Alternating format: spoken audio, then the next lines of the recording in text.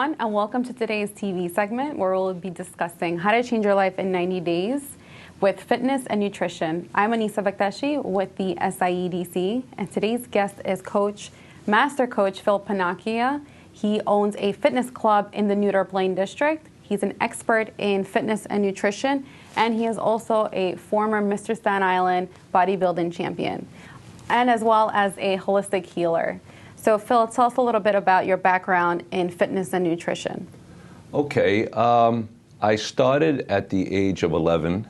I was a little skinny kid from a tough area in Brooklyn, sure. And I saw a picture of Arnold Schwarzenegger, and I just fell in love with the idea that that could possibly be me one day.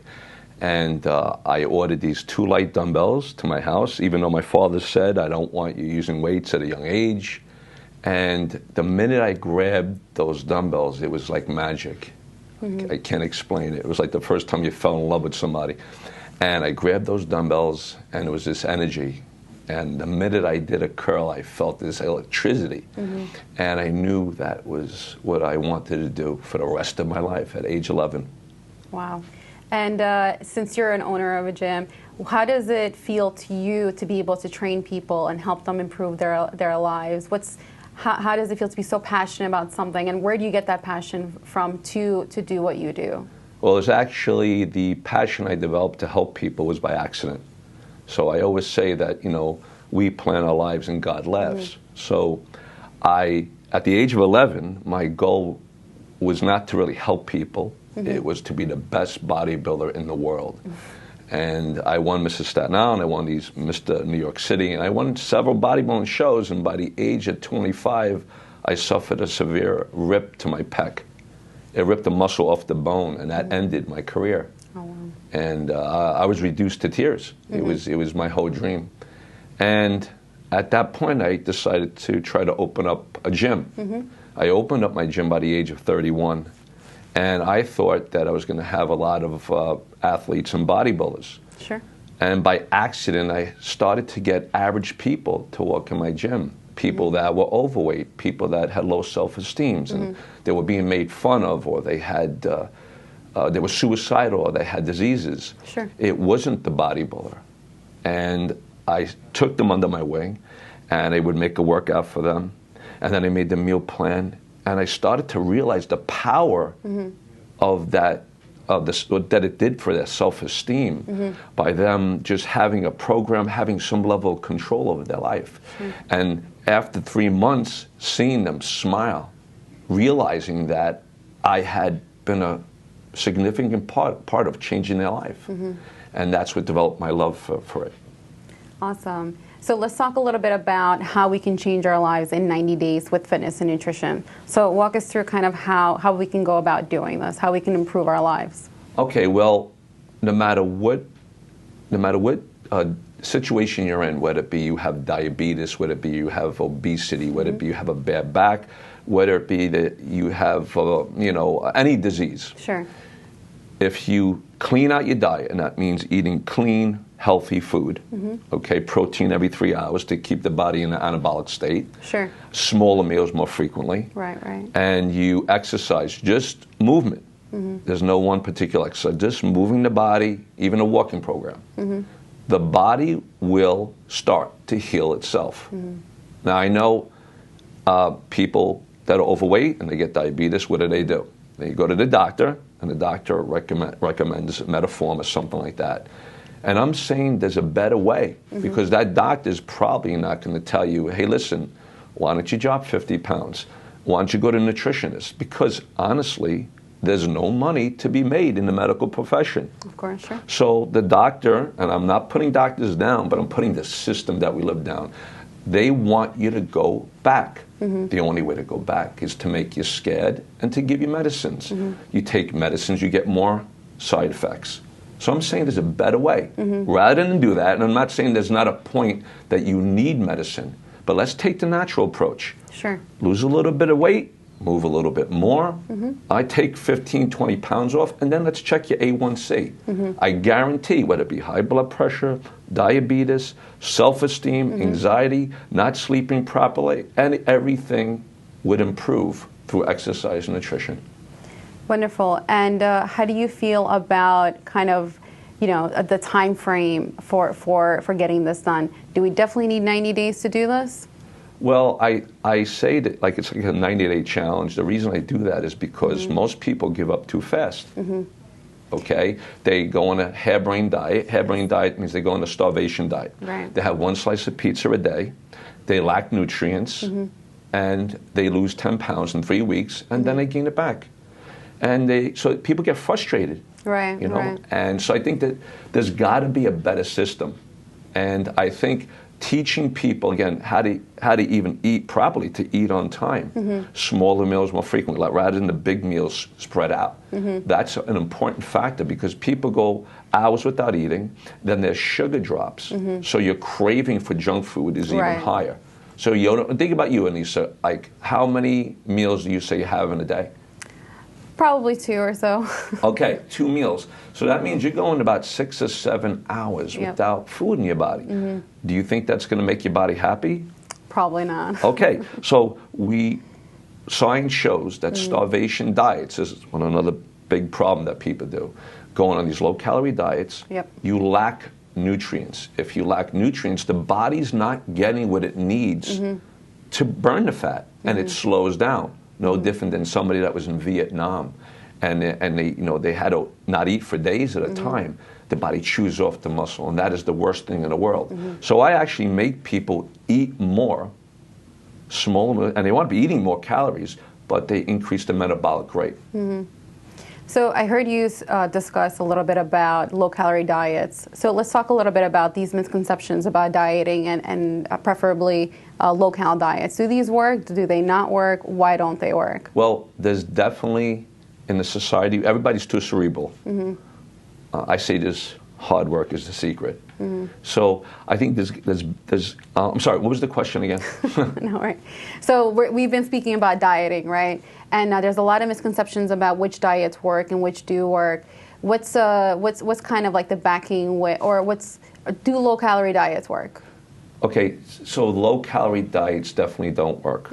Okay, so low-calorie diets, like I just said, they force the body to chew off the muscle because when you're not eating enough nutrients, the body starts to look for nutrients and protein. It says, where's the protein? And it starts to chew off the muscle. So we get a lot of misinformation today. One of them is that starvation diets or low-calorie diets are the key. That's false. Right.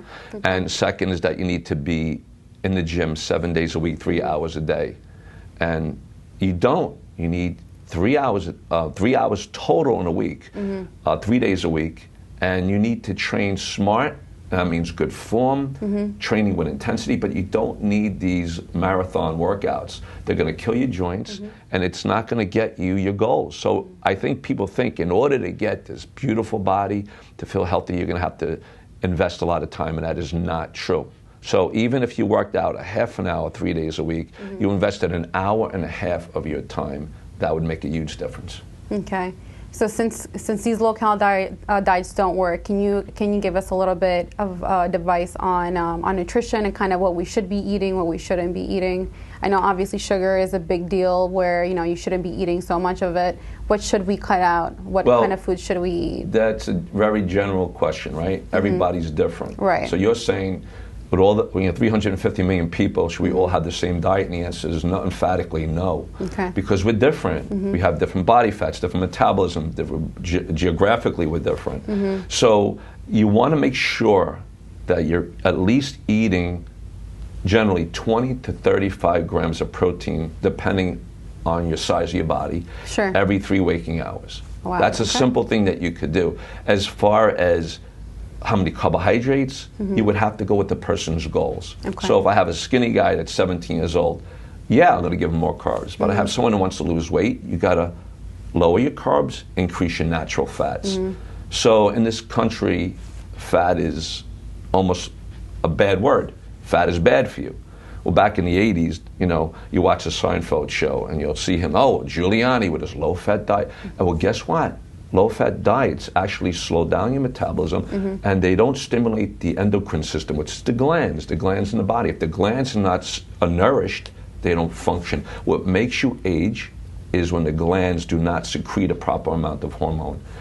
So natural fats, like the Native American Indians, the mountain, all those, even your forefathers ate red meat. So low calorie diets and low fat diets are the worst thing in the world.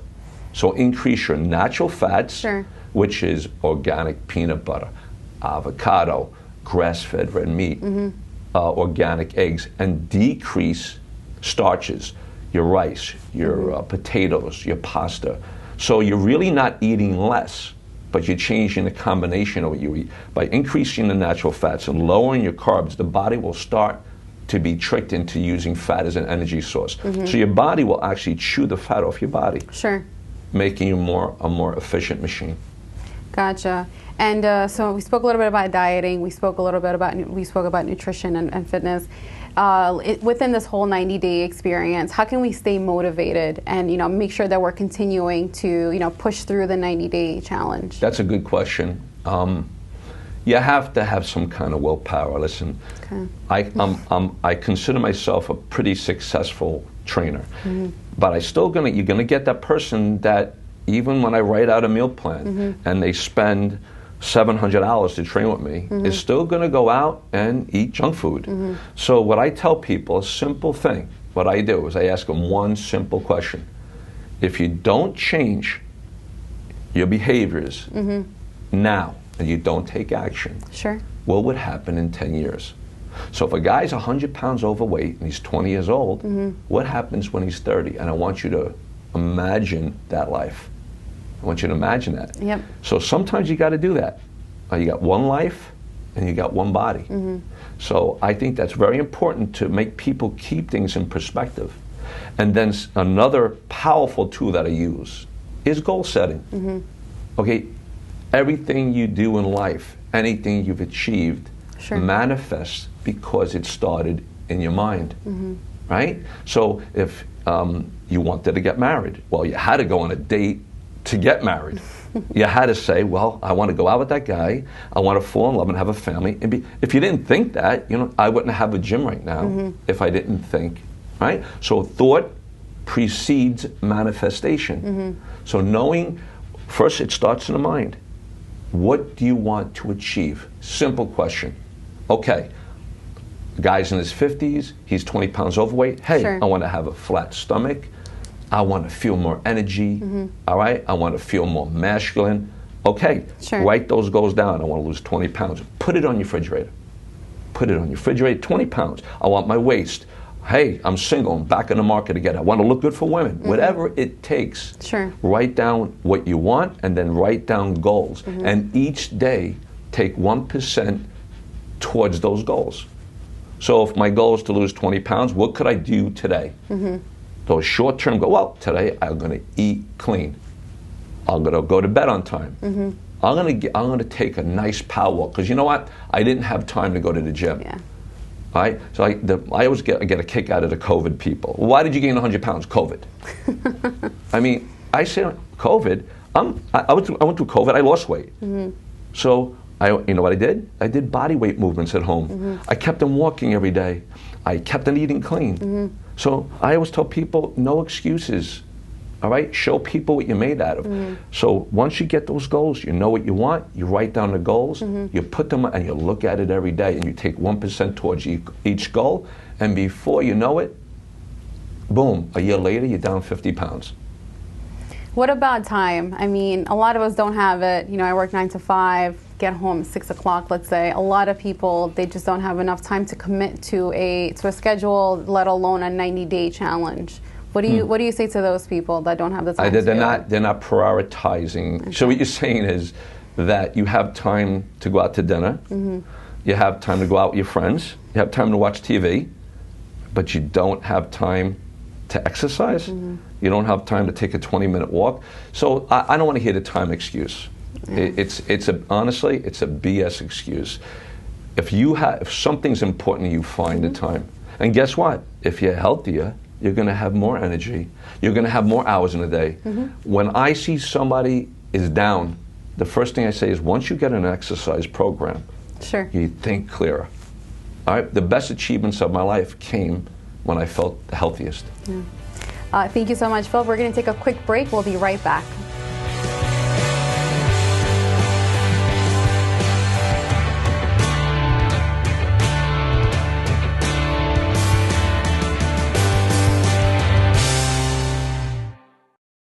Being a parent, especially for the first time, with that comes a lot of self-doubt. As a dad, I just try to lead by example. When you're trying to be the best person that you can be, your kids see that and then they emulate that.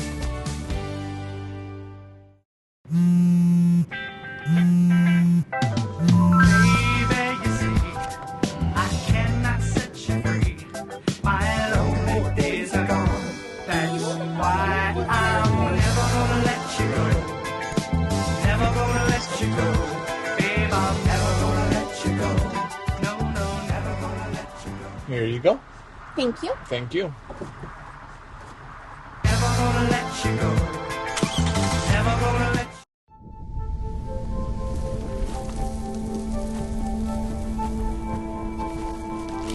you. Eva Marie smoked 12,000 packs of cigarettes over 15 years. She quit, and now there's a new lung cancer screening that could save her life. You stopped smoking. Now start screening. No matter how much you smoked, early detection could save you. Talk to your doctor or learn more at savedbythescan.org.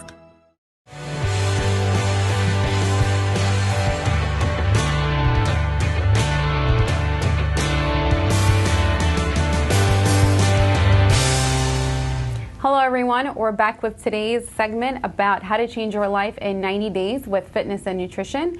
We have our special guest here today, Phil Panacchia. He's a master coach, and he's discussing a little bit with us about fitness and nutrition, how we can change our lives. So right now we were discussing about what kind of gets us motivated to stay, the course of a 90-day challenge, even when we don't have the time. So Phil, you've been training people for a super long time.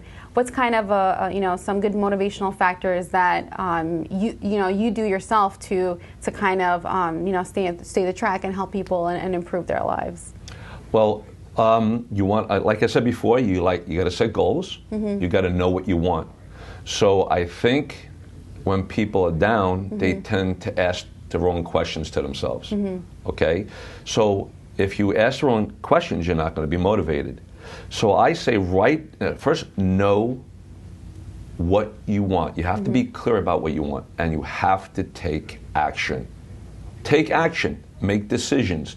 So I'm not happy with my life. Do mm-hmm. I sit back and take antidepressants, gain weight, have no relationships, and just slowly die? Mm-hmm. Or do I do something and take action? So getting angry and getting fed up is a good sign. Right? You're fed up, you want to make a change, mm-hmm. but you got to take action. Sure. If you don't take action, nothing has changed. So for me, I just dropped 25 pounds. Okay, how did I do it? I looked in the mirror, I saw a belly, I didn't like it. Mm-hmm. But I did something about it. I started eating less. I couldn't go heavy anymore, so I started doing body weight movements. Mm-hmm. But I started doing yoga. Sure. I started walking, if I couldn't walk more than 25 minutes because mm-hmm. I have a rip Achilles. So what I started to do, I broke up the walks to mm-hmm. 10 and 10. Mm-hmm. But I found a way to take action. Mm-hmm. If something doesn't work, try something else. Mm-hmm. But never give up. This is clearly your purpose. So talk to us a little bit about how you went from bodybuilding and now being this renowned fitness coach and helping other people improve their lives. Well, I always tell people the difference between somebody that's really successful and happy mm-hmm. is they know how to take negativity mm-hmm. and flip it for something positive. So at the point, it's 1990. Mm-hmm. I'm benching 400 pounds. I'm getting ready for the Nationals, which is one step before my pro, mm-hmm. right? My pro card. Working my whole life for it. I ripped my muscle off the bone. Now, at that point, I'm in the hospital. Sure. I tried to make a comeback. It did not happen. Mm-hmm. What do? I had to do something. So I said, you know what? I opened my gym. Mm-hmm. Now, I had to stop competing. And by accident, mm-hmm. I started to train average people. And I started to train girls that were 16 years old and 300 pounds. A man that just got divorced and got cancer, and he was saying he wanted to end his life. Those were the people I was getting. So I took them, and I started to see the amazing transformation on just with exercise, that it gave them a sense of control. We live in a world that wants you insecure. It wants you worried. So when I started to see my gift, and the gift was not being Mr. Olympia anymore. God's plan was a little better than mine. He said, let me take this guy. He's not going to be a world champion, but we're going to take him and make him work with these thousands of people, and he's going to change so many other people's lives rather than just being a champion. And that's why when things happen to you in life, you have to flip the negative. All right? When things happen, take that negative and say, what could I get? Well, what did I get? I got a mental toughness. I take that now. I got knowledge on what not to do. So even if something doesn't work, you learned what not to do. Right. So it's your perspective and the questions that you ask yourself. And what do you say to those people that, they don't like gyms, they don't want to go, they don't like to use machines? Maybe, a dumbbell is a little, just not something that they're really into. Do you give them a different type of approach where they maybe go for a walk, or they bike, or they jog, run? What's kind of the next idea? Yeah, that's a good question. I would like you to be in the gym, because there's a lot of variety of things you could do. But let's just say someone says, I'm not going to a gym. Can you still say, yeah, you could still stay fit? Like you said, a walking program. But the key is movement. Okay. Movement. So if you say, I have no weights, can you do a body weight squat? Did you get out of a chair today? Did you get out of your car? Did you go to the bathroom? Well, then you squatted. You squatted. Did you open a door? That's movement. So when someone says, I can't do this, I can't, there's always, as long as you're breathing, there's something you could do. So even if you had to buy a book, body weight exercises, and yoga, and just did that, and just went and walked 10 minutes a day, that would change your life. If you change your life, you change everybody around you, because now you become an inspiration. So that's the beauty of this. It's not just about you. We're all connected. There's this like one big energy field. So when you're helping somebody else, you're helping humanity. And there is no better feeling than helping your fellow man. And I always use this story because I think it's very intricate, especially in today's society. Today it's more is better, more is better, more is better. And I'm saying, well, at one point in time, there's this story, and it was the devil. And the devil looks for people that are down. He looks for people. And there was this man, his wife left him, he lost his job, he was getting older. And the devil said to him, I'll give you one moment of complete contentment for your soul. And the man was so desperate. He didn't want to do, but he was desperate. He would do anything. And he gave them he gave him his soul. Do you know what that one moment of complete contentment was? It was giving to your fellow man. So here we are. We're like, Elvis Presley, Marilyn Monroe, people that had money, had looks. Britney Spears, you see it over and over. People that have is not enough. You could still be empty inside. So when you give, anybody out there, no matter how bad life is, if you just help somebody today, it does something. That's what we're meant to do. We're meant to give. How much of not because you said you don't need to work out every day, right, for 7 days a week for this challenge. How many days would you say that the average person should work out in order to kind of fulfill this 90-day experience? I think 2 to 3 days a week, but it has to be done correctly. So it's not just if you can hire a personal trainer, and I mean a qualified one. Of course. All right, there's a shortage of qualified trainers. Somebody that has a lot of experience, it is worth every penny. He'll save you years, okay? But I think 3 days a week, a half an hour, and by the way, weight training is superior to cardio. So if you could weight train even 15 minutes done 3 days a week, that would increase your metabolic rate and help you lose fat, and it would help keep it off. So walking's nice, but I think weight training is superior to walking. So if you have no choice, and you say, Phil, I have no time, well then park your car 10 minutes from where you're walking. You're coming here to cable TV, well, guess what? Park your car 10 minutes away, and you're going to walk here every day. that's your exercise. So no more excuses. People use excuses. The time excuse, I'm sick of it. What about different types of methods where, let's say, we are in the gym, but we don't like all the different types of machines? Would just walking on the treadmill be more than enough to kind of suffice that challenge, or we need a little bit more of a workout to get the full effect? Walking. Eventually, your body would acclimate to the walking. Okay. So you need to vary the workout because the body will acclimate within 4 to 6 weeks. So if I made a workout for you right now, Nisa, and you said, after 4 to 6 weeks, you got changes, I lost 5 pounds, eventually the body will adapt. So really, just going to the gym and just walking on the treadmill, eventually that person's going to quit. They're going to get bored, the results stop. So you need to vary your exercises, the reps, the order of the body parts, so you hit the body from different angles, and the body does not know what to do. It gets confused, and it evolves. Muscle is a mutation. We're not meant to be ripped. Right. At the age of 35, the life wants you out of here. You're getting up there. Let some new people come in. It doesn't want you to be fit at 60. Right? So I'm saying, fight that. You're going against the laws of logic. So by exercising, taking care of yourself, you're evolving. And again, you become an inspiration to the people around you, your kids, everybody around you. It's not just you. That was just going to be kind of ties into my next question about, the older that you get, do we need more exercise as we get older, or, can we kind of continue with the same type of exercise that we've been doing? You need actually less. That's worked. Okay. You need less.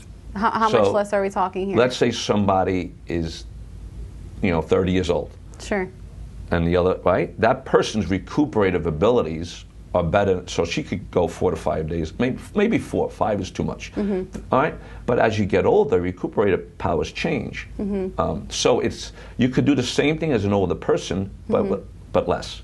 But you still should work out, but it should be less volume and more intensity.